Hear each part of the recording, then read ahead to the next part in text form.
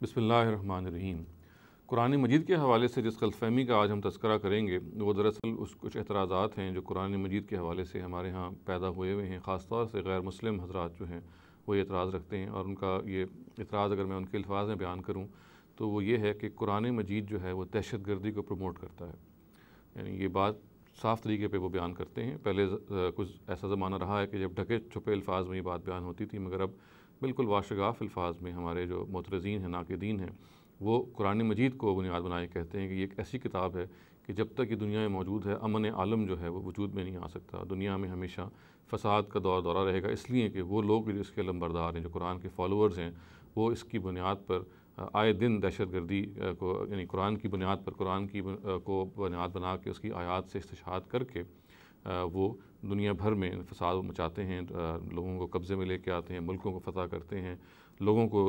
जो है वो ज़बरदस्ती ज़ेर नगीं लेके आते हैं,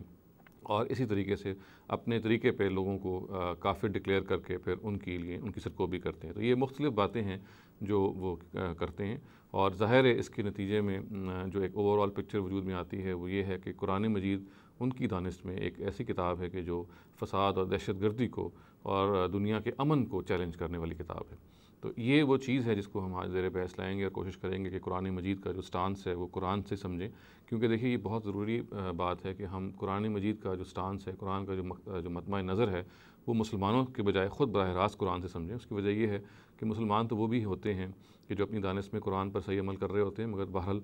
उसमें इन्हिराफ होता है। तो हमें नज़रिए का जो मामला है वो नज़रिए ही से समझना चाहिए, किसी के अमल से नज़रिए को नहीं समझना चाहिए। और ये बात भी बहरहाल हमारे मुतरज़ीन के हक़ में जाती है कि बहुत सारे वो लोग कि जो कुरान मजीद को बुनियाद बना के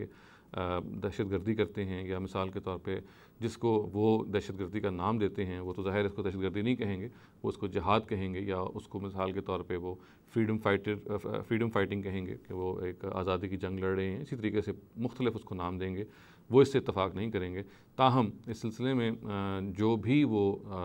इक़दाम करते हैं, इसमें कोई शुबा नहीं कि वो कुरान की आयात से इस्तदलाल करते हैं और कुरान ही को बुनियाद बना के वो ये सारा मामला करते हैं। तो देखिए ये इस पूरी की पूरी जो सूरत हाल है, इसके जो क्रक्स में जो चीज़ इसकी बुनियाद में हमें मालूम होनी चाहिए, और जिसके नतीजे में ये सारा मामला पैदा हो रहा है, उसमें कोई शुबा नहीं है कि मुसलमान भी इस सिलसिले में बाज़ गलतफ़हमियों का शिकार हैं। वो ये है कि कुरान मजीद जो है वो अपनी दानिश में एक बुनियादी तौर पे एक नबी सल्लल्लाहु अलैहि वसल्लम के हवाले से एक इंज़ार की सरगुज़श्त है। यानी उनकी वो पूरी की पूरी ज़िंदगी जो है, आप कह लीजिए कि उसको उसने महफूज किया है। वो नबी सल्लल्लाहु अलैहि वसल्लम की जो सीरत है उसकी एक पूरी की पूरी कहानी और सरगुज़श्त को बयान करती है। और क्योंकि नबी सल्लल्लाहु अलैहि वसल्लम जो हैं अल्लाह ताला के रसूल हैं, तो रसूलों के उस ख़ास कानून से मुतल्लिक़ उन्होंने बहुत सारे इक़दामात किए, और कुरान मजीद ने अल्लाह ताला ने ये बताया, अल्लाह ताला ने उनको वही की कि वो इक़दाम करें जो रसूलों ही के साथ ख़ास हैं। यानी जो बुनियादी गलतफ़हमी पैदा हो रही है वो ये है कि हम बहुत सारी वो आयात, बहुत सारी वो सूरत हाल जो कि कुरान मजीद ने रसूलों के ख़ास कानून से मुतल्लिक़ किया हुआ है, उसको हम जनरलाइज़ कर देते हैं, और फिर उसकी बुनियाद पर हम अपने लिए वो हक़ जो है वो साबित समझते हैं जो सिर्फ़ रसूलों ही का है। चुनांचे देखिए कि रसूल को जो बुनियादी हक़ दिया गया है, जो बिल्कुल बुनियादी बात है, वो ये है कि अल्लाह ताला ये कहते हैं कि हम मुनकरीन हक़ को दुनिया में सज़ा देंगे। यानी हक़ को जो जानते बूझते हुए इसका इनकार करेगा, उसको अल्लाह ताला ये कहते हैं कि हम दुनिया में सज़ा देंगे। कब देंगे? जब रसूल जो है उन पर हक़ को वाज़े कर लेगा। यानी वो रसूल जब हक़ को, और ज़ाहिर इससे भी आप ये बात भी समझ सकते हैं कि जो लोग रसूलों के बराह रास्त मुखातिबीन हैं, ये कानून भी उसी से मुतल्लिक़ है। बराह रास्त का मतलब ये है कि जो उनके सामने मौजूद हैं। तो अल्लाह ताला ये कहते हैं कि जो लोग रसूलों को इनका इनकार कर देंगे, और इनकार महज़ गलतफ़हमी की बुनियाद पर नहीं करेंगे या अदम इत्तला की बुनियाद पर नहीं करेंगे, बल्कि जानते बूझते हुए हक़ को हक़ समझते हुए करेंगे, तो खुदावंद ताला ये कहते हैं कि पहले तो रसूल जो है वो अपनी ज़िंदगी में, यानी तमाम रसूलों की हम बात करें, चूँकि नबी सल्लल्लाहु अलैहि वसल्लम आखिरी रसूल हैं, तो उनके हवाले से हम बात को आगे बढ़ा सकते हैं कि रसूल जो हैं वो अपनी ज़िंदगी में इस जो एतराज़ात हैं, जो मुख्तलिफ़ पहलू हैं, उनको जवाब देते हैं, हक़ को वाज़े करते हैं। और जब हक़ वाज़े हो जाता है, और फिर वो लोग कि जो हक़ को वाज़े होने के बाद भी नहीं मानते, तो उनको फिर सज़ा देते हैं। और ये सज़ा अल्लाह ताला जो है वो आसमान से भी देते हैं, यानी जो मुख्तलिफ़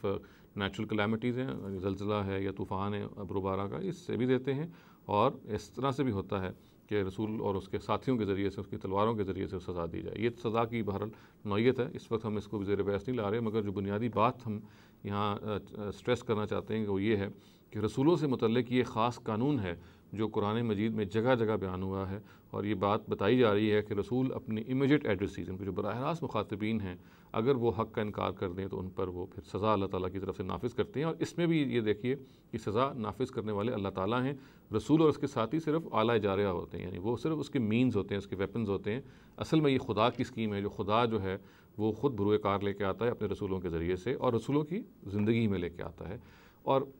پھر وہ اس کو اگر ہم دوسری اصطلاح میں سمجھیں تو گویا کہ ایک چھوٹی قیامت ہے جو اس دنیا میں برپا کرتا ہے ان لوگوں کے درمیان جہاں رسول مبعوث ہوتا ہے، تاکہ یہ بتایا جائے کہ دیکھیے اللہ تعالیٰ نے جو قیامت، جو بڑی قیامت ایک دن لگنی ہے، جس میں تمام انسانوں نے اللہ تعالیٰ کے آگے جواب دہ ہونا ہے، اس سے پہلے اس کی دلیل کے طور پہ، اس کی ایک ویژول دلیل کے طور پہ، اس ایک نظری دلیل کے طور پہ، یعنی جو آنکھوں دیکھی دلیل کے طور پہ اللہ تعالیٰ رسولوں کو جب مبعوث کرتے ہیں تو پھر ان کی قوم کا فیصلہ وہ جب زندگی میں کرتے ہیں ان کی، تو مقصود یہ ہوتا ہے کہ دیکھیے یہ دنیا جو اس وقت اس چھوٹی قیامت سے گزر رہی ہے ان رسولوں کے مخاطبین کے حوالے سے، یہ اس بات کی دلیل ہے کہ ایک بڑی قیامت نے وجود میں آنا ہے، اور اس بڑی قیامت میں پھر سب کا حساب ہوگا، اور وہ لوگ کہ جو رسول کے براہ راست مخاطبین نہیں ہیں، جو بعد میں آنے والے ہیں، وہ اس حساب سے گزریں گے۔ اور رسول کے مخاطبین جو براہ راست، ان کا تو معاملہ یہ ہوگا کہ وہ دنیا میں بھی اگر انکار کریں گے تو سزا یافتہ ٹھہریں گے، اور آخرت میں بھی ان کا وہی انجام ہے جو کنٹینیو کرے گا، بلکہ اشد العذاب کے بارے میں الفاظ آتے ہیں کہ اس سے بھی سخت ترین ہوگا۔ تو یہ ایک چیز ہے جو ہمیں سمجھنی چاہیے قرآن مجید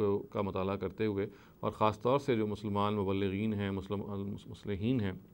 وہ جب ان آیات کو پڑھیں تو ان کو اس کا سیاق و سباق، اس کا کانٹیکسٹ ضرور سامنے رکھنا چاہیے۔ اللہ تعالیٰ جو ہیں وہ بہت صراحتاً اس قانون کو جگہ جگہ بیان کرتے ہیں، اور یہ کہتے ہیں کہ یہ جو قانون ہے کہ وہ لوگ کہ جو حق کا انکار کر دیں، جن کو ہم منکرین حق کہتے ہیں، حق کے ریجیکٹرز ہیں، ان کا کے بارے میں اللہ تعالیٰ کہتے ہیں کہ ان کے بارے میں نشاندہی بھی میں کروں گا، اس لیے کہ معاملہ ایسا ہے کہ انسانی طور پہ اس کے بارے میں سراغ بھی نہیں لگایا جا سکتا کہ کب انسان نے حق کو جانتے بوجھتے ہوئے اس کا انکار کیا ہے۔ تو خداوند تعالیٰ یہ کہتے ہیں کہ اس کا سراغ بھی میں آپ کو بتاؤں گا وحی کے ذریعے سے۔ چنانچہ رسولوں کی زندگی میں جب کبھی اس طرح سے عذاب آیا یا اللہ تعالیٰ نے عذاب دیا تو اس کی اطلاع، اس کی پرمیشن جو ہے، اس کا جو اذن ہے وہ بھی اللہ تعالیٰ نے دیا کہ اب وہ موقع آ گیا ہے کہ جو برے لوگ ہیں اور جو اچھے لوگ ہیں یہ چھانٹ دیے گئے ہیں، الگ الگ کر دیے گئے ہیں، اور جو ان برے لوگ ہیں جنہوں نے حق کا جانتے بوجھتے ہوئے انکار کیا ہے، ان کا معاملہ وہ ہو گیا ہے کہ ان کو یہاں سزا دینی ہے۔ یہ وہ معاملہ ہے جو قرآن مجید نے جگہ جگہ بیان کیا، اور پھر منکرین حق کے حوالے سے بہت ساری سزائیں ان کو تجویز کی گئیں، جو میرا اس وقت موضوع نہیں ہے، مگر موضوع اس وقت صرف یہ ہے کہ بنیادی قانون ہمارے سامنے رہے، کہ اگر یہ قانون ہمارے سامنے نہیں رہے گا تو پھر ہم قرآن مجید کو ایسی کتاب سمجھیں گے جس کو کسی آیات کو بنیاد بنا کے ہر آدمی اٹھے گا اور وہ یہ کہے گا جی کہ میں حق کے منکرین کو سزا دینا چاہتا ہوں، میں حق کو نہ ماننے والے، اور ظاہر ہے ہمارے ہاں چونکہ عرف عام میں ہر غیر مسلم جو ہے وہ حق کو نہ ماننے والا ہے، وہ کافر ہے، اور وہ خدا کی طرف سے سزا یافتہ ہے، تو ہم وہی سزا اس کے لیے پھر برقرار رکھتے ہیں اور یہ سارے کام کرتے ہیں۔ چنانچہ ہمارے جتنے بھی اس دور میں جہادی طریقیں پیدا ہوئی ہیں، خواہ وہ پاکستان میں ہوں، خواہ وہ بیرون ملک ہوں، خواہ وہ ایسے علاقوں میں ہوں جہاں مسلمان اکثریت میں ہیں، یا ایسے علاقوں میں ہوں جہاں وہ اقلیت میں ہیں، ہر جگہ جہاں پہ بھی یہ جو جد و جہد ہے، یہ مسلح اس نے صورت اختیار کی اور اس نے اقدام کی صورت اختیار کی، وہاں اکثر و بیشتر اس کے کرنے والوں کا استدلال اسی قانون سے کیا جاتا تھا جو کہ رسولوں کے ساتھ خاص ہے، یعنی یہ وہ قانون ہے جو رسول اور اس کے مخاطبین کے ساتھ خاص ہے۔ اور یہ میں نے عرض کیا کہ ظاہر اس میں سوال یہ پیدا ہوتا ہے کہ اگر رسولوں کے مخاطبین کے ساتھ یہ قانون خاص ہے تو پھر اس کی ہمارے لیے کیا ہدایت ہے، یا قرآن میں اس کو باقی کیوں رکھا گیا ہے؟ ظاہر ہے کہ سب لوگ تو نہیں رسولوں کی زندگی میں پائے جائیں گے، بعد کے آنے والے لوگوں کے لیے پھر کیا موقع ہے اس قانون سے استفادہ کرنے کا۔ تو دیکھیے یہ بات بھی سمجھ لینی چاہیے کہ یہ قانون اصل میں ایک بڑی قیامت کی دلیل کے طور پہ قرآن میں بیان ہوا ہے۔ چنانچہ ہمارے لیے اس کے اندر جو سبق ہے وہ یہ ہے کہ اللہ تعالیٰ جو ہیں اس قیامت کو برپا کرنے میں جب کریں گے تو حق اور باطل کی بنیاد پہ فیصلہ کریں گے، اور حق و باطل کی بنیاد پہ اور آپ کی اچھائی اور برائی جو آپ نے کی ہوگی اس کی بنیاد پہ وہ اپنا فائنل ورڈکٹ دیں گے۔ یہ بات ہو کے رہے گی، تو گویا کہ یہ وہ استدلال ہے، اس کو بار بار پڑھنے کے نتیجے میں ہمارے ہاں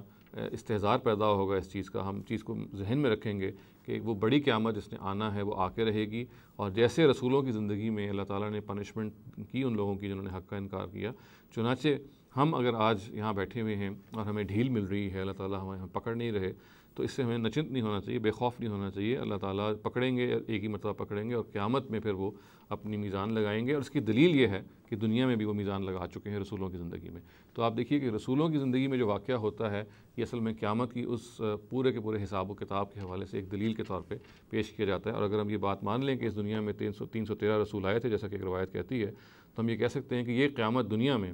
313 مرتبہ برپا ہوئی ہوگی ایک چھوٹی قیامت، اور اس کا مقصد یہ ہے کہ اس بڑی قیامت کا وہ سراغ دے، اس بڑی قیامت پہ لوگوں کو متنبع کرے۔ تو اس کے حوالے سے تمام ہمارے مسلمان محققین، مسلمان مبلغین کو اس قانون کو پڑھنا چاہیے اور یہ دیکھنا چاہیے کہ حق کی خاطر دوسروں کو سزا دینا یا دوسروں کو غیر مسلم سمجھ کے یہ محسوس کرنا کہ ہم برتر ہیں اور ہم پہ حق واضح ہے، وہ ان پہ حق واضح نہیں ہے۔ چنانچہ جیسے رسولوں نے اپنی زندگی میں ان لوگوں کو سزا دی تھی جو غیر مسلم تھے، یہ حق ہمیں بھی حاصل ہے۔ تو یہ وہ غلط فہمی ہے جس کو ان کو دور کرنا چاہیے، اس لیے یہ حق ان کو حاصل نہیں ہے، یہ حق صرف رسولوں کو حاصل تھا، اور اس لیے حاصل تھا کہ رسول کو بھی اللہ تعالیٰ مطلع کرتے تھے کہ کون حق کے منکرین ہیں۔ وحی کے دروازے کے بند ہو جانے کے بعد اس کی ہمیں کوئی اطلاع نہیں ہو سکتی اور اس کا کوئی ذریعہ نہیں ہے۔ چنانچہ ہمارے سامنے جتنے بھی غیر مسلم ہیں وہ ہمارے مدعو ہیں، ان کو ہم دعوت دیں گے، ان کو ہم دین کی بارے میں بتائیں گے۔ اسی طریقے سے